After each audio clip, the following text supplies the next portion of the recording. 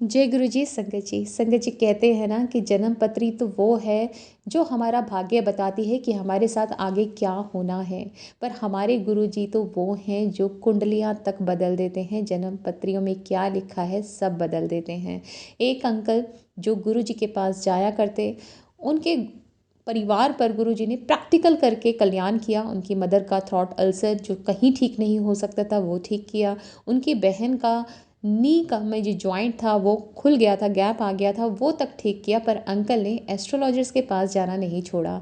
उन्होंने एक दिन अपनी जन्मपत्री अपने एस्ट्रोलॉजर को दिखाई, उसने ली, देखी और उनके हाथ में पकड़ा कर बोलते हैं, बच्चे तू तो गया। अंकल कहते हैं मतलब कि तेरे पास ज़्यादा से ज़्यादा 6 महीने हैं, घर से बाहर मत निकलियो, एक्सीडेंट में तेरी मृत्यु होनी है। अंकल ने कहा ये तो पॉसिबल ही नहीं है, बिजनेस क्लास थे, जाना तो पड़ेगा।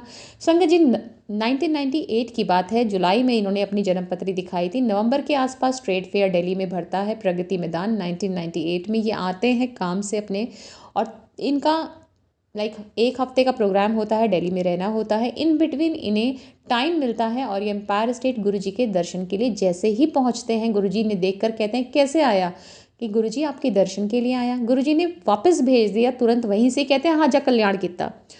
ये रात में फिर इनका जो भी काम निपटा, उसके बाद ये अपनी ट्रेन में चढ़ते हैं और अर्ली मॉर्निंग हो जाती है। नेक्स्ट डेट आ जाती है 26 नवंबर, जैसा कि इन्होंने अपने सत्संग में बताया।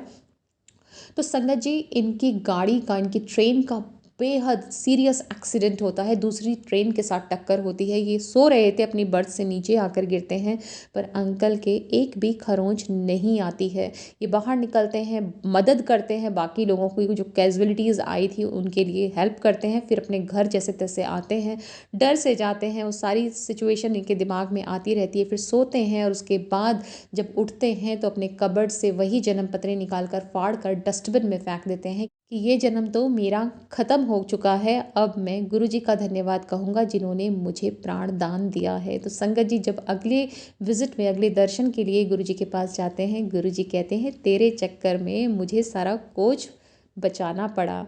10 अपना सत्संग सबको, अंकल वहाँ सबको सत्संग सुनाते हैं और बाद में सोचते हैं कि वाकई में इनके कोच में एक भी कैजुअलिटी नहीं हुई, पूरे का पूरा कोच इनका जहाँ अंकल थे वो सुरक्षित था।